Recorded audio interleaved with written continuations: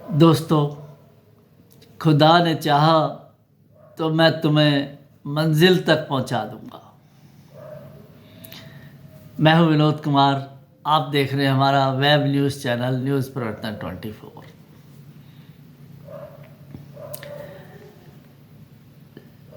मुद्दतों से चली आ रही एक रिवायत, एक कहानी, चुनाव, एमएलए को चुनना, एमपीज़ को चुनना, वोट हर एक इंडिविजुअल का अधिकार है। बाबा अम्बेडकर ने इसके बारे में एक बहुत महत्वपूर्ण बात कही, 1 vote is equal to 1% is equal to 1 value. तो हम लोग नेता चुनते हैं, एमएलए ले लीजिए। सबसे पहले आप हैरानजनक उससे देखते हैं ये चंद दिन पहले जो लोग आपके दरवाजे पे आके हाथ जोड़ के आपसे वोट की भीख मांगते हैं, चुनाव जीतने के बाद, रिजल्ट आने के बाद ही पुलिस फोर्स आती है, जनता को अपने नेता से अलग कर देती है और सिक्योरिटी वाले जो पुलिस फोर्स है अपने घेरे में ले लेती है नेता को। माफ़ कीजिए। और जनता देखती रह जाती है। ये कल तक जो ये कहता था नेता, मैं आपका महबूब नेता हूँ, आपके हितों की रक्षा के लिए हूँ, आपके हितों के लिए लड़ूंगा, आवाज़ उठाऊंगा, वो एक सिक्योरिटी के घेरे में पुलिस फोर्स उसको ले जाके अपने घर पहुंचा देती है। ये वो नेता है जो आपके घर के चक्कर लगाते हैं वोट के दिनों तक। जब आप मिलने जाते हो तो उनके दरवाजे बंद होते हैं।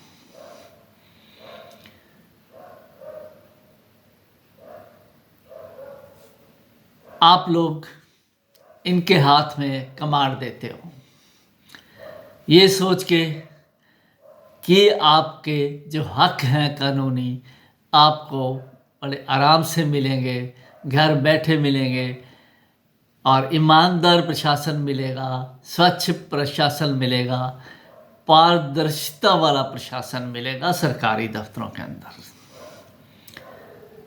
लेकिन कुछ देर बाद ये वायदे करने वाले बार बार आके देखते हैं आप कि फिर वही का वही ढर्रा, वही का वही सब कुछ, कहीं कोई बदलाव नहीं, बदलाव की बातें करने वालों की तरफ से भी। तो आप क्या सोचते हैं? आप ये नहीं सोचते कि आप ठगे महसूस कर रहे हैं? जहाँ तक बात आती है पारदर्शिता की,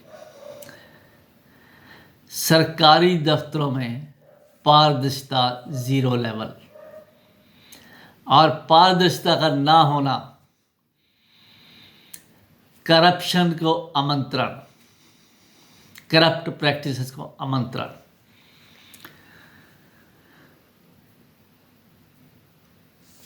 चुनाव के दिनों में पोस्टरबाजी में ये बहुत बातें करते हैं पारदर्शिता समेत, लेकिन सही मायने में वो किताबों तक है, पोस्टरबाजी तक है।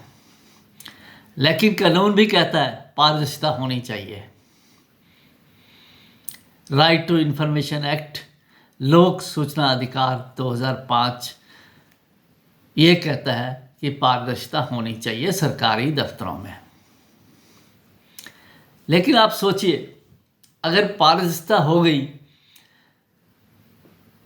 तो इनके धंधे जो हैं 2 नंबर के कह लीजिए, काले कह लीजिए, जो भी हैं वो बंद हो जाएंगे। पब्लिक के सामने सब कुछ आ जाएगा। आज आपको कितने उदाहरण हम लोग सबूत कईयों के दे सकते हैं कि क्या क्या कहाँ सरकारी दफ्तर में नहीं चल रहा। किस सरकारी दफ्तर में पारदर्शिता है? मुद्दा ले लीजिए पेट्रोल पंप का, जो बड़ी देर से गिरमाया, जिसको एनओसी दे दी गई, 19 में रिजेक्ट हुआ, कई क्लासेस रीजंस लिख के, वो रीजंस कहीं अमेंडमेंट हमें तो नहीं दिखी, पेट्रोल पंप का मालिक ज़रूर क्लेम कर रहा है, वो भी मैसेज डाल के, कमेंट्स डाल के कि अमेंडमेंट होगी, आपको कुछ मालूम ही नहीं। अरे हम फारसी नहीं बोल रहे शुरू से, हम इतनी देर से आपको सिंपल भाषा में ही कह रहे हैं, डिप्टी कमिश्नर से लेके सब पीडब्ल्यूडी तक, कि आप हमें अमेंडमेंट दिखा दीजिए, तो सारा मुद्दा ही ख़त्म है। वो अमेंडमेंट ही तो नहीं दिख रही हमें, शायद आपको हमारी हिंदी लैंग्वेज भी नहीं समझ आ रही। तो चर्चा ये है, मुद्दा ये है, ये सब कुछ जो हुआ, हम लोग ओनर पे उंगली नहीं उठाते, ना ही हमने उठाई कभी। हमारी लड़ाई, हमारी आवाज़ व्यवस्था के अगेंस्ट है, उन अफसरशाही चापलूस शाहप्रस्त अफसरों के खिलाफ है जो कि ये सब करते चले गए। 22 के अंदर जब एनओसी दे दी गई हर एक डिपार्टमेंट ने, हर एक बात में वायोलेशन, कानून को ताक पे रख दिया गया। डिप्टी कमिश्नर तक इतनी मेल डालने के बावजूद खामोश बैठे रहे। उनके डिपार्टमेंट से कुछ भी पूछ लो, सब मना करते हैं कि हम नहीं बोल सकते, हमें मना किया गया है। पीडब्ल्यूडी चले जाओ, हम नहीं बोल सकते, हमें मना किया गया है। यह है पारदर्शिता का नमूना। म्यूनसिपैलिटी में चले जाओ, जहाँ प्लान अप्रूव हुआ है, सड़क के ऊपर 12 फीट के ऊपर जो नक्शे में दिखाई जा रही है 12 फीट की सड़क, उस पर कब्जा कर लिया गया पेट्रोल पंप वालों ने, लेकिन म्यूनसिपैलिटी वाले नक्शा किसी को देते नहीं। आरटी एक्ट में भी डालने के बावजूद दे नहीं रहे। पीडब्ल्यूडी में आरटीआई लगी, जवाब नहीं दिया आज तक।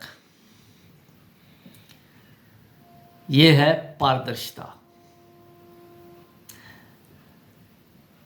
पारदर्शिता है, अपारदर्शिता है, अपारदर्शिता है, और ये करप्ट प्रैक्टिसेस हैं। दूसरा मुद्दा अभी गरमाया है, दिवाली के दिनों में आतिशबाजी के स्टॉल झंडा ग्राउंड में, जो म्यूनसिपैलिटी की वो है, कस्टडी में है लैंड, पेप्सू ने ट्रांसफ़र की थी 1961 में, उस पर टोटली अनलाइसेंस्ड, नॉन लाइसेंस्ड, जो कि कंपलसरी है, deputy commissioner office licence issue करता है, तभी वहाँ कोई आतिशबाजी का स्टॉल लग सकता है। ये जगह म्यूनसिपैलिटी की है, म्यूनसिपैलिटी को उसका रेंट मिलता है, क्योंकि आतिशबाजी है, कुछ भी मिसहैप हो जाए तो फायर ब्रिगेड जो है, चाहे म्यूनसिपैलिटी के अंडर आता है, उसका हेड है, वो एनओसी इशू करता है। इन सब नियमों के ताक पे रख के वहाँ पे स्टॉल लगा दिए गए, और म्यूनसिपैलिटी के किसी भी एम्प्लॉई ने, किसी ने भी पैसे चार्ज नहीं किए, रेंट की रसीद नहीं काटी, बल्कि 2 नंबर में लोग पैसा इकट्ठा करते रहे, जिसमें नाम आगे आ रहा है म्यूनसिपैलिटी का एक काउंसलर है बनूड़ से, उसका नाम बार बार सामने आ रहा है। अब सवाल उठता है, आपने एक नेता चुना जिसके संरक्षण में सारा शहर है, आम जनता भी है, ये सरकारी दफ्तर भी हैं, तो क्या हम ये नहीं कहते किसने पैसे लिए, किसने लिए? पैसे लिए गए, अगर सरकारी खजाने में नहीं गए तो पैसे किसी ने लिए हैं, ये तो आप सब लोग भी समझ सकते हैं। अगर सरकारी खजाने को चूना लगता है तो किसी और का पेट भरता है। सवाल ये नहीं है किसने पैसे लिए, सवाल ये है बतौर विधायिका क्यों नहीं पब्लिकली आके वो स्टेटमेंट देती, पब्लिक को बताती, स्पष्टीकरण देती कि सब कुछ जो हुआ है पेट्रोल पंप केस में सही हुआ है। सिर्फ बात की उन्होंने सिविल हॉस्पिटल में एक न्यूज़ चैनल के साथ, न्यूज़ 89 के साथ, कि उसके पास हर एक एनओसी है। हम जानते हैं उसके पास हर एक एनओसी है। बात अमेंडमेंट की हो रही है, आईआरसी रूल्स में अमेंडमेंट हुई जिसकी वजह से 2019 में ये रिजेक्ट हुई साइट। आतिशबाजी का मामला इतना गरमाया हुआ है, क्या उस पर कोई स्टेटमेंट देंगे विधायिका जी? ये कुछ गलत नहीं हुआ, अगर हुआ है तो क्यों हुआ है और वो क्या एक्शन लेगी। कितने ही ऐसे मुद्दे हम पहले भी बार बार रेस कर चुके हैं कि रिपेयर के सड़कों के एस्टीमेट पास करा के सड़कें बनी, अब बिना वर्क ऑर्डर के कई जगह सड़कें बनानी शुरू कर दी। तो इसका जवाब कौन देगा? जिसके संरक्षण में ये हो रहा है वो कैसे उसका जवाब देंगे?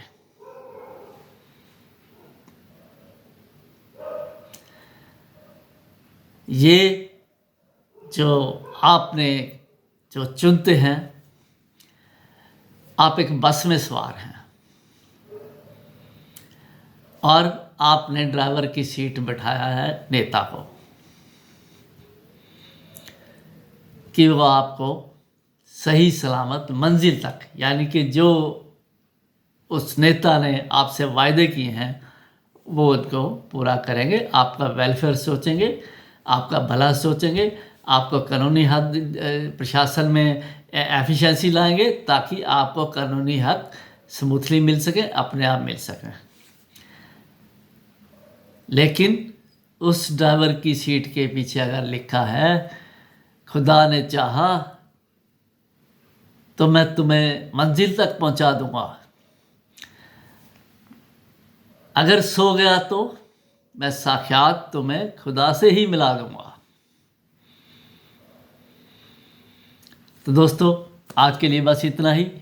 सोचिए जरा इस बात पर, लोकसभा चुनाव आने वाले हैं, चुनिए, वोट जरूर डालिए, चुनिए उस नेता को, क्रिटिकल एनालिसिस करिए हर एक पार्टी के अचीवमेंट का, क्या किसके माइंड में पब्लिक वेलफेयर एजेंडा है किसी पार्टी के, उसमें तो सोच समझ के वोट दीजिए। आपके वोट की कीमत है, वैल्यू है, और बहुत बड़ी वैल्यू है, बहुत बड़ी कीमत है।